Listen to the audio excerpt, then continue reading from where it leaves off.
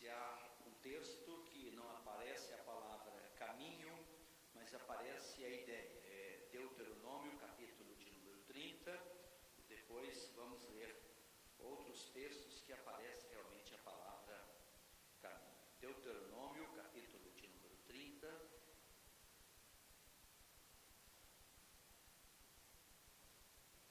Eu vou encerrar a mensagem fazendo menção e aplicação a esse texto de Deuteronômio, capítulo 30. Vamos ler do versículo 15 até o versículo de número 20.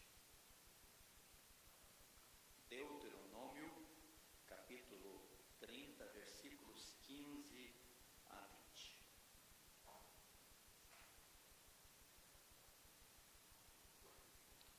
Diz assim o texto sagrado, palavras de Moisés para a nação de Israel. Vê que proponho hoje a vida e o bem, a morte e o mal. A vida e o bem, esse é o caminho da vida e do bem, e outro caminho é o caminho da morte e do mal. Se guardares o mandamento que hoje te ordeno, que ames o Senhor teu Deus, andes nos seus caminhos e guardes os seus mandamentos e os seus estatutos e os seus juízos, então viverás e te multiplicarás, e o Senhor teu Deus te abençoará na terra a qual passas para possuí-la.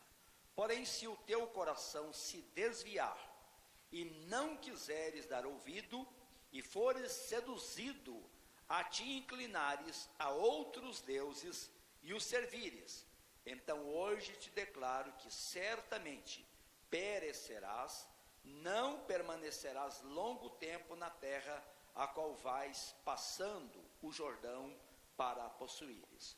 Os céus e a terra tomo hoje por testemunhas contra ti, que te propus a vida e a morte, a bênção e a maldição. Escolhe, pois, a vida para que vivas, tu e a tua descendência, amando o Senhor teu Deus, dando ouvido à sua voz e apegando-te a Ele, pois disto depende a tua vida e a tua longevidade, para que habites na terra que o Senhor, sob juramento, prometeu dar a teus pais, Abraão, Isaque e Jacó. Amém. Que Deus abençoe a sua bendita palavra nos nossos corações. O Salmo 1, esse belíssimo salmo, o salmista disse: bem-aventurado o homem que não anda no conselho dos ímpios, não se detém no caminho dos pecadores, nem se assenta na roda dos escarnecedores. Depois o último versículo do Salmo diz: pois o Senhor conhece o caminho dos justos, mas o caminho dos ímpios perecerá. E Mateus capítulo 7, versículos 13 a 14, no Sermão da Montanha, Jesus disse: entrai pela porta estreita, larga é a porta e espaçoso o caminho que conduz para a perdição, e são muitos os que entram por ela, porque estreita é a porta e apertado o caminho que conduz para a vida, e são poucos os que se acertam com ela. Provérbios capítulo 14, versículo 12, tem dois versículos muito parecidos, Provérbios 14, 12 e 16, 25, 14, 12 diz assim: há caminho que ao homem parece direito, mas ao cabo dá em caminhos de morte. O 16, 25 diz: há caminho que parece direito ao homem, mas afinal são caminhos de morte. Então, tanto esses textos de Provérbios, como o Salmo 1 e o texto de Mateus, capítulo 7, versículos 13 a 14, nós encontramos dois caminhos aqui. O caminho espaçoso, que conduz à perdição, E esse caminho, tanto o caminho espaçoso como o caminho estreito, é tratado de várias maneiras na Bíblia Sagrada. O caminho espaçoso que conduz à perdição é chamado de várias maneiras na Bíblia. É chamado primeiramente o caminho dos pecadores. Bem-aventurado o homem que não anda no conselho dos ímpios, não se detém no caminho dos pecadores, nem se assenta na roda dos escarnecedores. Ele é chamado no último versículo do Salmo 1 também o caminho dos ímpios, pois o Senhor conhece o caminho dos justos, mas o caminho dos ímpios perecerá. Ele é chamado no texto que nós lemos de Provérbios 16, 25, caminho de morte. Há caminho que parece direito ao homem, mas afinal são caminhos de morte. É chamado no texto de Deuteronômio, embora não apareça a palavra caminho, mas caminho de maldição, pois o texto diz: os céus e a terra tomo hoje por testemunhas contra ti, que te propus a vida e a morte, a bênção e a maldição. E Deus disse: escolhe, pois, a vida, para que vivas tu e a tua descendência. Em Provérbios 14, 2 é chamado de um caminho tortuoso. O que anda na retidão, disse a palavra, teme ao Senhor, mas o que anda em caminhos tortuosos, esse o desprezará. Então, o caminho apertado que conduz à vida é também chamado nas Escrituras Sagradas de várias maneiras. Primeiro é chamado o caminho do justo, pois o Senhor conhece o caminho do justo. É chamado o caminho da bênção e o caminho da vida. É chamado também no livro de Salmos, no capítulo 18, versículo 30, o caminho de Deus. O salmista diz que o caminho de Deus é perfeito. A palavra do Senhor é provada, e ele é escudo para todos os que nele se refugiam. É chamado pelo profeta Isaías, no capítulo 35, versículo 8, o caminho santo. E esse versículo é lindo, diz assim: e ali, falando sobre a restauração do povo de Deus, com a vinda do Messias, diz assim: e ali haverá bom caminho, que se chama o caminho santo.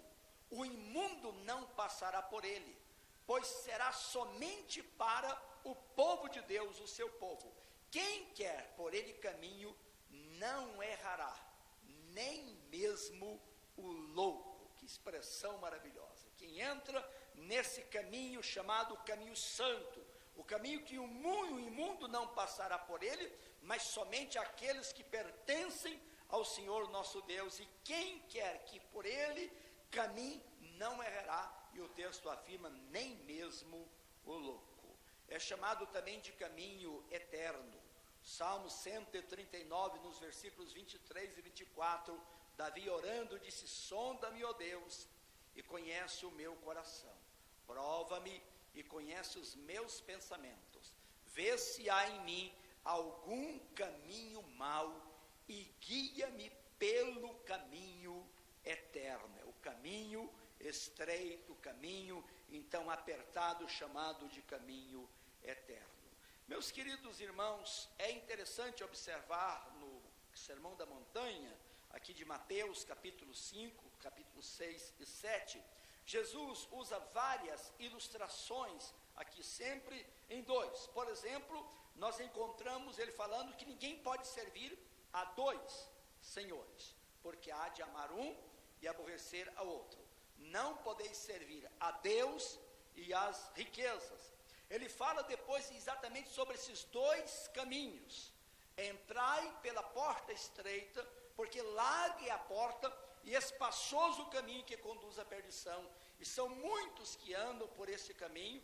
Estreita é a porta e apertado o caminho que conduz à vida eterna, e são poucos que acertam por ele. Depois ele fala sobre os dois animais, ovelhas e lobos, dizendo que há muitos lobos vestidos com peles de ovelhas.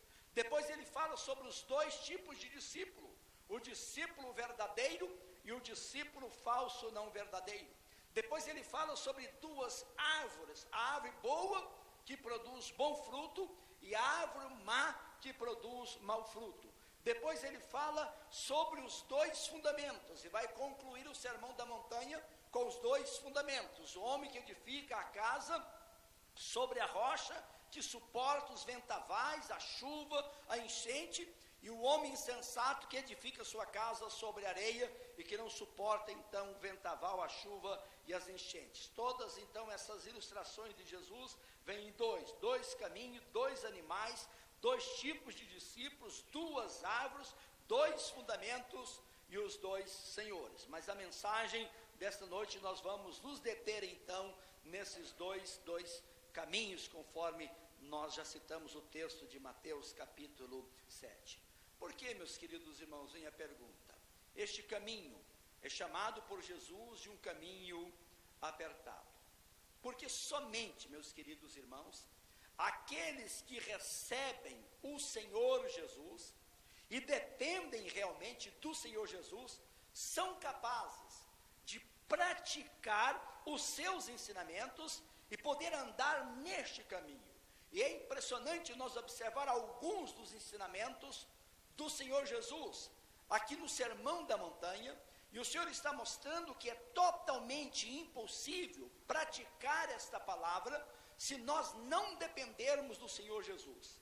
Se não tivermos o Senhor Jesus nas nossas vidas, isso é totalmente impossível, porque ele diz aqui, por exemplo, no capítulo 5, versículo 20, porque vos digo, se a vossa justiça não exceder em muito a dos escribas e fariseus, jamais entrareis no reino dos céus. E em João capítulo 15, naquela belíssima figura, metáfora usada por Jesus Cristo, quando ele diz que ele é a videira verdadeira, o seu pai é o agricultor e nós somos os ramos que estamos ligados nesta videira, e ele disse: como o ramo não pode dar frutos se não estiver ligado no caule da videira, assim nós também não poderemos se não estivermos ligados no Senhor Jesus. E no versículo 5 ele conclui dizendo: porque sem mim nada podeis fazer. Então, meus queridos irmãos, o caminho é apertado, sem dúvida nenhuma, porque ninguém pode estar neste caminho se não tiver o Senhor Jesus Cristo na sua vida, se não dependerem do Senhor Jesus, da graça do Senhor Jesus, para praticar os ensinamentos que nós encontramos aqui no Sermão da Montanha. O Sermão da Montanha começa exatamente com as bem-aventuranças, e a primeira bem-aventurança é: bem-aventurados os pobres de espíritos, ou segundo a Bíblia atualizada, os humildes de espíritos, porque deles é o reino dos céus. Quem é o pobre de espírito? Quem é o humilde de espírito? É aquele que tem um espírito quebrantado, é aquele que tem um espírito humilhado na presença do Senhor, é aquele que pode oferecer o verdadeiro sacrifício que agrada a Deus, conforme eu preguei aqui outro dia, no Salmo 51, versículo, se eu não estou equivocado, 17, quando o salmista diz que o sacrifício agradável a Deus é um espírito quebrantado, um espírito humilde, um espírito humilhado e um coração contrito, Deus não desprezará. Então, o que possui esse espírito quebrantado, humilde, é aquele que pode dizer como Davi: eu sou pobre e necessitado, porém o Senhor cuida de mim. O Senhor é o meu auxílio, o Senhor é a minha força, o Senhor é a minha luz, conforme diz o Salmo de número 27. Depois a segunda bem-aventurança: bem-aventurados que choram, e choram os pecados, choram as misérias, choram a necessidade da mudança, da transformação, da ação da graça de Deus na sua vida. Depois de Jesus proferir então as bem-aventuranças, ele diz o seguinte: vós sois o sal da terra. Ora, se o sal vier a ser insípido, como lhe restaurar o sabor? Diz o texto: para nada presta, senão para ser lançado fora e pisado pelos homens. Depois ele disse: vós sois a luz do mundo. E ele diz que não se pode esconder uma cidade edificada sobre um monte. E ninguém também acende uma lâmpada para colocar debaixo de um balde ou de qualquer outra vasilha. Mas assim disse Jesus, assim brilhe a vossa luz diante dos homens, para que vejam as vossas boas obras e glorifique o vosso Pai que está nos céus. Mas depois o Senhor Jesus vai dizendo no sermão da montanha, dizendo assim: não penseis que eu vim revogar a lei e os profetas. Eu não vim para revogar, mas vim para cumprir. Porque Jesus disse que até que os céus e a terra passem, nem um tio ou um i passará da lei, um j, até que tudo se cumpra. Ele então veio exatamente para cumprir essa lei. E vai dizendo o texto sagrado, Jesus vai dizendo: ouvistes que foi dito aos antigos, não matarás, e quem matar estará sujeito a julgamento. Jesus diz: eu porém vos digo, aquele que irá contra o seu irmão no seu coração, já o assassinou, já matou. Depois ele disse: na lei está escrito, não adulterarás. Eu porém vos digo que qualquer que olhar para uma mulher com intenção impura, no seu coração já adulterou com ela, diz o texto sagrado. Depois ele diz também: ouvistes que foi dito aos antigos, não jurarás falso, mas cumprirás rigorosamente para com o Senhor os teus votos. Mas Jesus diz: eu vos digo, não jureis nem pelo céu, nem pela terra, nem por qualquer outro voto, antes seja a vossa palavra sim, sim, não, não, porque o que passar disso vem de procedência satânica, de procedência maligna, meus queridos irmãos. E depois ele vai dizendo da vingança: ouviste que foi dito, olho por olho, dente por dente. Eu porém vos digo, não resistai os perversos, mas qualquer que te ferir na face, dá a outra face, diz o texto sagrado. E orai por aqueles que vos perseguem, diz o texto sagrado. Depois ele disse: ouviste que foi dito, amarás o teu próximo e odiará o teu inimigo. Eu porém vos digo, amai os vossos inimigos e orai pelos que vos perseguem, diz o texto sagrado. Diante do sermão da montanha, meus queridos, e ele vai dizer, praticamente aqui, já partindo para a conclusão dessa primeira parte: porque vos digo que se a vossa justiça não excederem muito a dos escribas e fariseus, jamais entrareis no reino dos céus. Sim, meus queridos irmãos, esse caminho que conduz à vida eterna, o caminho da salvação, o caminho que conduz aos céus, é um caminho apertado. É apertado porque nenhum ser humano é capaz de andar neste caminho se não for pelo milagre da graça de Deus, o milagre da salvação, da transformação, o milagre do novo nascimento, da regeneração espiritual. Quando Deus tira então o coração de pedra e coloca ali o coração de carne e coloca ali dentro o espírito, para que possamos andar neste caminho maravilhoso do Senhor nosso Deus. Ninguém consegue na sua boa força, na sua boa vontade, é impossível. Se isto fosse possível, então esses escribas e fariseus tinham conseguido. Mas se a nossa justiça, diz o texto sagrado, não for além dos escribas e fariseus, olha a expressão de Jesus: jamais entrareis no reino dos céus. Amar os inimigos, orar por aqueles que nos perseguem, por aqueles que nos caluniam, não é simplesmente o praticar o adultério fisicamente, mas se no coração você já cobiçou com intenção impura, você já adulterou. Não é simplesmente tirar a vida de alguém que te persegue, mas se você guardar o ódio, a ira no seu coração contra aquela pessoa, você já assassinou aquela pessoa, diz o texto sagrado. Então, meus queridos irmãos, Jesus está mostrando aqui que este caminho é apertado e que nós não conseguimos trilhar este caminho se não formos pela graça de Deus, pela ação do Espírito Santo. E Satanás quer enganar as pessoas, pensando que elas possam, colocando pensamentos nela, que elas podem servir a Deus com a sua boa força, com a sua boa intenção. Isso é totalmente impossível. Conforme diz a palavra de Deus, a salvação é um milagre de Deus. A salvação vem de Deus, e nós precisamos, antes de qualquer coisa, nos humilharmos na presença de Deus, e dizer: Deus, eu sou pobre de espírito, eu sou miserável de espírito, eu dependo do teu favor, eu dependo da tua graça, da tua bondade. Interessante que na língua que o Novo Testamento foi escrito, o grego, tem duas palavras para a palavra pobre.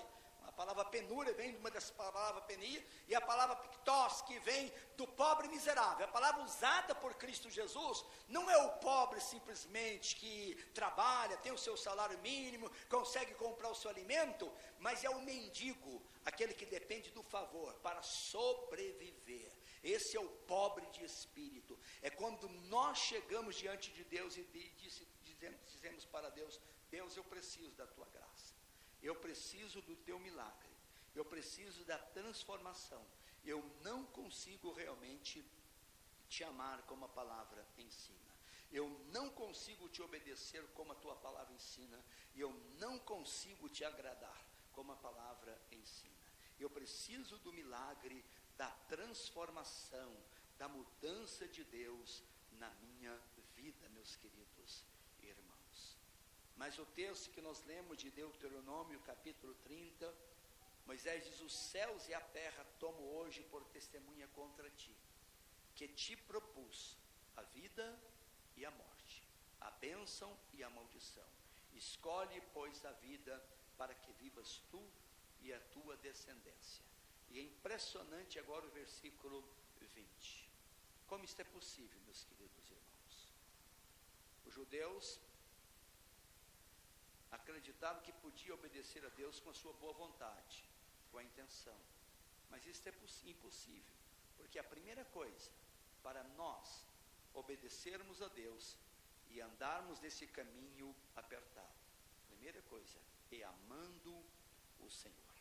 Amando o Senhor. E Deuteronômio 6 diz: amarás o Senhor teu Deus com todo o teu coração, com toda a tua alma e com toda a tua força. E no Evangelho de Marcos diz: amarás o Senhor teu Deus com todo o teu coração, com toda a tua alma, com todo o teu entendimento e com toda a tua força. Eu preciso amar o Senhor, amar o Senhor acima de qualquer coisa. Eu preciso entregar a minha vida ao Senhor. Eu preciso responder a Deus quando disse: filho meu, dá-me o teu coração. E eu preciso dizer: Deus, aqui está o meu coração, aqui está a minha vida entregue nas tuas mãos. Eu amo o meu Senhor e eu quero que o Senhor se manifeste na minha vida, porque aquele que me ama, diz o texto, guardará a minha palavra. E o meu pai, eu e meu pai veremos para ele e faremos nele morada. É uma passagem muito triste na Bíblia, quando o povo de Deus sai lá do Egito e chega ao Monte Sinai. E Deus manda Moisés para o povo se santificar, porque Deus vai se manifestar para o povo. Deus vai se revelar para o povo. Eles devem subir ao monte para ter encontro com Deus. E quando Deus desce sobre aquele monte, o monte está tremendo, há relâmpago, há trovões ali. E o povo disse assim para Moisés: Moisés, nós não podemos falar com Deus, nós não podemos ouvir a Deus, senão nós morreremos. Mas você, Moisés, sobe lá no cume do monte, fala com Deus, traz os mandamentos de Deus e nós vamos praticar. Vocês lembram que Deus falou para Moisés? Deus disse para Moisés assim, a Bíblia atualizada traduz, a corrigida traduz assim: Oxalá. Oxalá. Outra tradução traduz assim, Deus dizendo: quem dera esse povo realmente fosse me obedecer. Moisés, esse povo não vai me obedecer. Se esse povo não está disposto a ouvir a minha voz, a ter comunhão comigo, você está achando que eles vão obedecer a minha palavra? E vocês lembram o que aconteceu? Moisés ficou 40 dias e 40 noites lá na presença de Deus. Quando desceu do monte, ele viu um barulho enorme. Josué disse: está acontecendo uma guerra por aí. Esse barulho, Moisés disse: não, isso não é barulho nem de quem está vencendo ou de vencido. O povo já havia construído um bezerro de ouro e estava adorando aquele bezerro de ouro. Se nós não amamos de fato o Senhor, não estamos dispostos a ter esta comunhão com Jesus, nós vamos porventura levar a sério a palavra de Deus? Nós vamos obedecer de fato a palavra de Deus? Primeiro mandamento para estar no caminho da vida, no caminho da bênção, aqui em Deuteronômio, o primeiro mandamento é amar o Senhor de todo o coração.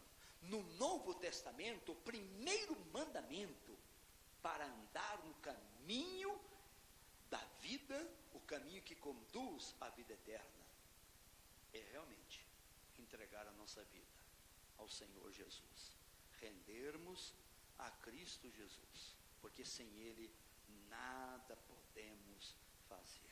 Amando o Senhor teu Deus, depois é que vem a obediência, dando ouvidos à sua voz.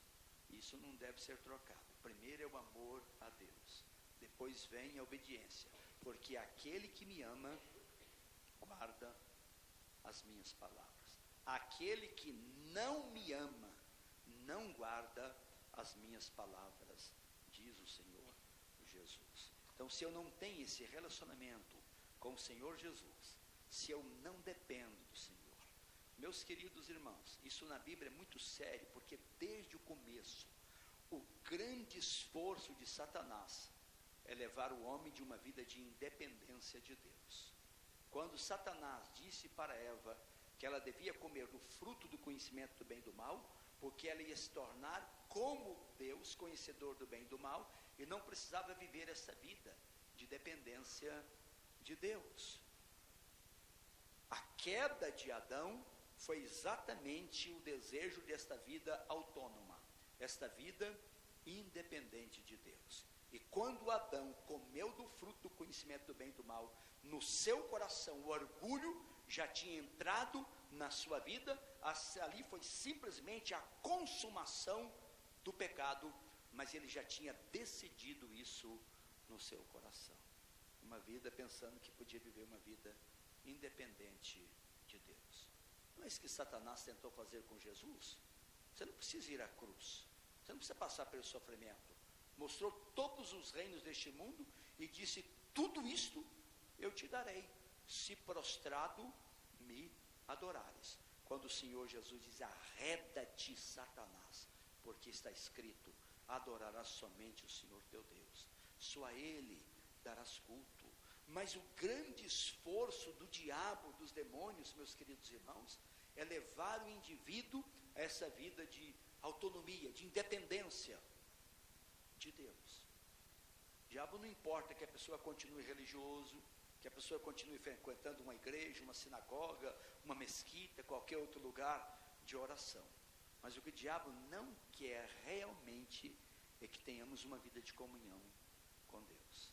E para andar neste caminho apertado, nós precisamos do Senhor Jesus, da dependência de Deus. E às vezes pensamos que isto é uma coisa simples e fácil, e não é, meus queridos irmãos.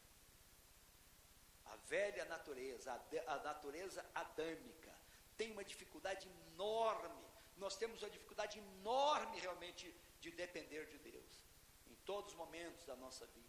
Às vezes até oramos, mas oramos só para pedir coisas a Deus, buscar coisas, uma bênção, a cura de uma enfermidade, um emprego. Nós poucas vezes oramos simplesmente porque queremos ter comunhão com Deus, ouvir a voz de Deus, estar na presença do Senhor, nos fazer aquilo que diz o Salmo 46, aquietai-vos e sabei que eu sou Deus. Ou que disse Jesus em João 10, 27, as minhas ovelhas ouvem a minha voz, eu as conheço, elas me seguem, jamais seguirei o estranho, pois conhece a voz do bom pastor. Essa dependência gloriosa do Senhor nosso Deus. A natureza humana não gosta disso, e nós precisamos, conforme diz o apóstolo São Paulo, levar sempre no corpo o morrer de Jesus, para que também a vida de Jesus se manifeste, se revele neste corpo aqui, neste corpo mortal. Fazei, como diz o texto, fazei, pois morrer a vossa natureza terrena. E como disse a carta aos Colossenses, se fostes ressuscitado com Cristo, buscai as coisas lá do alto, onde Cristo vive assentado à direita de Deus. Pensai nas coisas lá de cima, não nas que são aqui da terra, porque morrestes e a vossa vida já está oculta com Cristo Jesus. E é quando Cristo, que é a nossa vida, se manifestar, que nós manifestaremos com Ele, ou seremos manifestados com Ele em glória. A necessidade desta dependência maravilhosa, amando o Senhor, dando ouvido à sua voz, e o texto diz, apegando-te a Ele. Comunhão com Deus. Eu amo o Senhor com todo o meu coração. Eu tenho o desejo de obedecer ao Senhor meu Deus, mas eu busco esta comunhão com Deus. Eu me apego a Deus. E daí é possível realmente nós trilharmos neste caminho apertado que conduz à vida eterna, à salvação em Cristo Jesus. Eu acho impressionante, fico emocionado quando leio sobre Davi. Ele está bastante idoso e ele está passando o reinado para Salomão. E a Bíblia diz que toda a nação reuniu ali em Jerusalém. Todos os príncipes, todos os magistrados, todas as autoridades, provavelmente várias autoridades de outras nações vizinhas. Davi fez aliança com alguns povos de outras nações, então havia muitas autoridades ali. E ele dá um depoimento maravilhoso do que Deus fez por ele, da graça de Deus. E depois de dar aquele depoimento, Davi olha para Salomão, que já está com a coroa, e disse, e você, Salomão, meu filho, conheça o Deus do teu pai. Ame o Deus do teu pai e sirva o Deus do teu pai. E você será um homem abençoado. Aleluia. Ame o Deus do teu pai. Conheça esse Deus. Aleluia. Invoque a presença dele. Sirva este Deus. E você será um homem abençoado.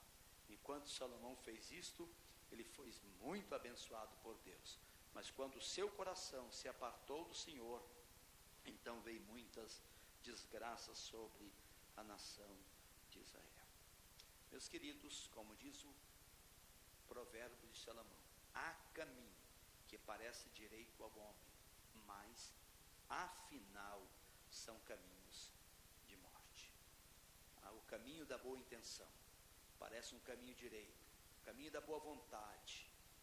Alguém diz que o inferno está cheio de pessoas bem intencionadas, mas é o caminho da independência de Deus, o caminho eterno, o caminho do Senhor, é o caminho da humilhação, é o caminho do quebrantamento, é o caminho da rendição, é o caminho da entrega, é o caminho que ama o Senhor, que obedece ao Senhor e que se dedica ao Senhor.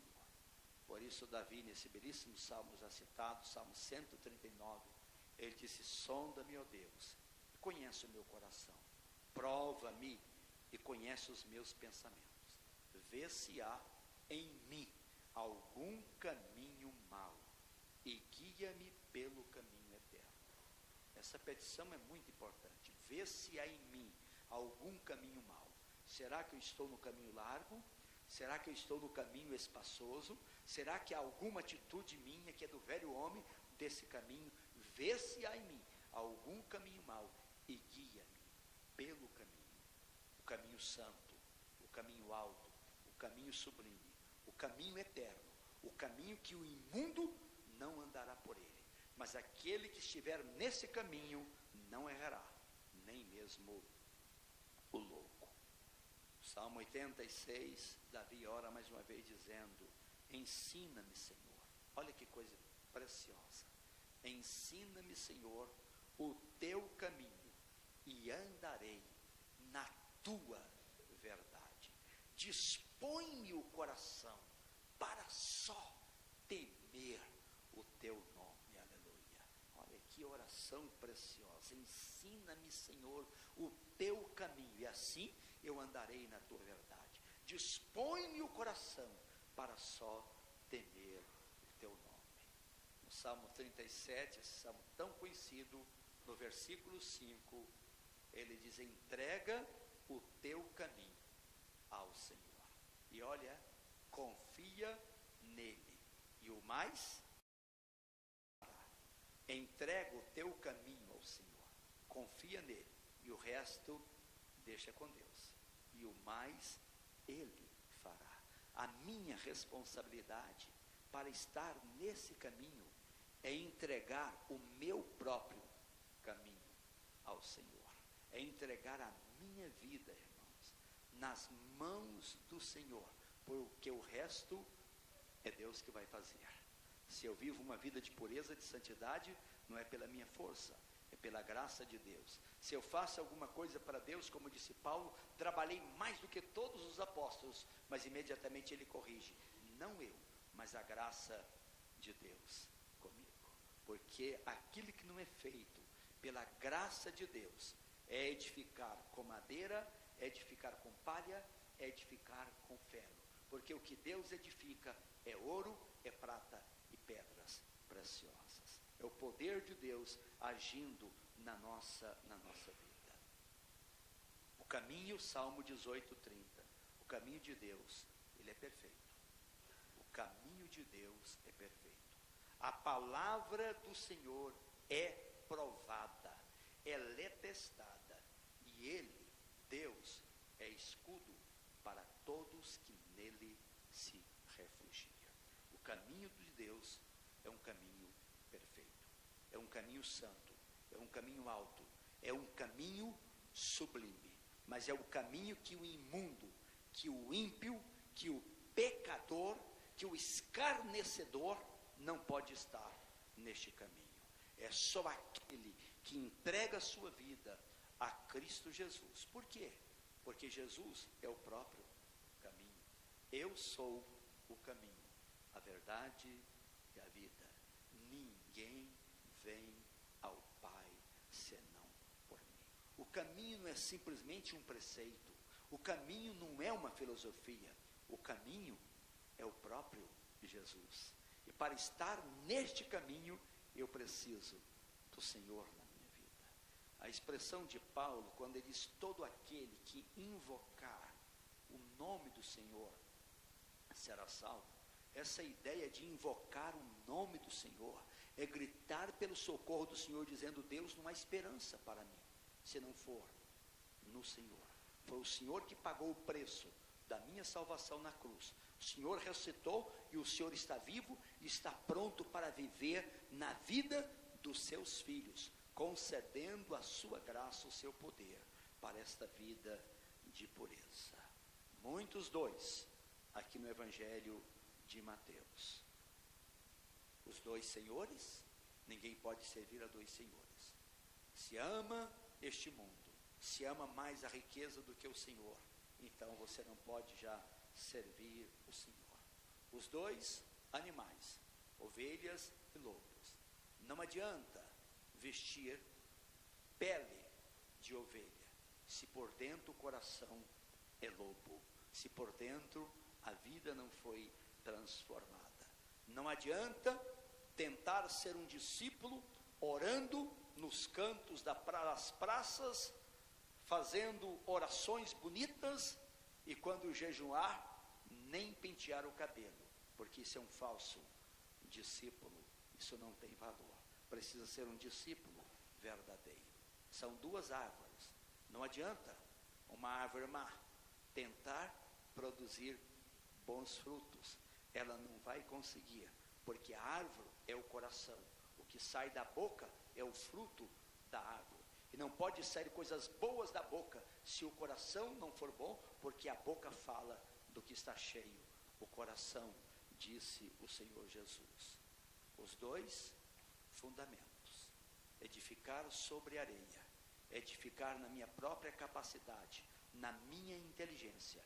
Edificar sobre a rocha é levar a palavra do Senhor a sério e entender que se a minha justiça não exceder dos escribas e fariseus, eu não posso entrar no reino dos céus. A obediência externa da palavra não tem sentido se ela não nasce no nosso coração, no nosso interior, meus queridos irmãos. Não adianta dizer, eu vou vir na igreja para ouvir a palavra de Deus, e eu vou obedecer esta palavra, se eu não estiver disposto a amar o meu Senhor. Isto é impossível. E eu quero desafiar você, meu querido irmão, amigo, todos que estão aqui nesta noite, para abrirmos o coração para Deus e dizer: Deus, eu sou este pobre, eu sou esse necessitado, que preciso da tua graça. Se há alguma coisa, Deus, para chorar, são as minhas desgraças, as minhas misérias. Eu preciso da ação do teu Espírito, eu preciso da transformação. Eu não consigo, Senhor, nem às vezes amar os meus amigos, quantos mais os meus inimigos. Eu esqueço de orar às vezes até por Kleber e Juracema, quanto mais orar por aqueles que me perseguem, meus queridos irmãos. Isso é possível, irmãos? Que Jesus está mostrando no Sermão da Montanha, e que estas coisas são totalmente impossíveis sem a presença dele na nossa vida. Mas se o fruto do Espírito estiver na minha vida, o amor, a alegria, a bondade, a fidelidade, mansidão, domínio próprio, daí sim, daí nós conseguimos. Mas não é nós que conseguimos, é Deus na nossa vida. E eu concluo o sermão com as palavras do apóstolo São Paulo, em Gálatas capítulo 2, versículo 20. Logo, já não sou eu quem vive, mas Cristo vive em mim. E este viver que eu tenho agora no corpo, na carne, eu vivo pelo Filho de Deus, que me amou e se entregou por mim. Não anulo, eu não desprezo a graça de Deus, porque se a justiça é mediante a obediência da lei, Cristo morreu em vão, Cristo morreu à toa. Mas como Paulo, eu não quero anular, eu não quero desprezar a graça de Deus. Eu quero viver por esta graça maravilhosa. E todos nós só podemos viver por esta graça. Por isso, todas as epístolas praticamente começam com esta palavra: graça e paz, da parte de Deus Pai e de nosso Senhor e Salvador Jesus Cristo. Graça e paz. Sem graça, ninguém vive a palavra do Senhor. Sem graça, somos exatamente o que diz Apocalipse: desgraçado, sem graça de Deus. E daí, essa obediência externa é simplesmente lobo com pele de ovelha. É simplesmente farisaísmo, qualquer outra coisa. E é estar no caminho largo, caminho espaçoso, mas que conduz à perdição. O caminho, a porta é estreita, o caminho é apertado, porque eu tenho que renunciar à minha vontade para dizer: sim, Senhor, a tua vontade. Toma a minha vida nas tuas mãos. Vamos ficar em pé.